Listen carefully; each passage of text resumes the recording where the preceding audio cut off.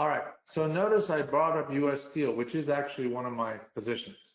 But on the daily chart, you can see that right now where it's telling you that if you got in with your preferred size, and let me tell you what that is. If you go to tools and go to options, AI trade size is your preferred size for this. So whatever it is, you know, I can say 500 shares. Okay. So at 500 shares, this is my profit target gain and how much I would lose if it went past my smart stop. So every single stock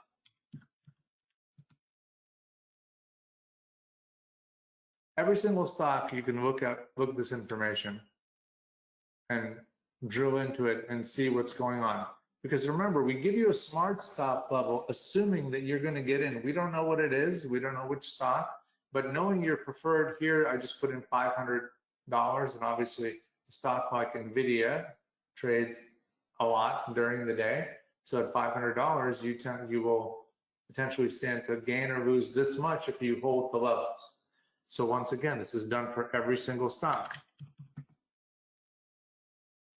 500. Man, nation. Okay. Here it is.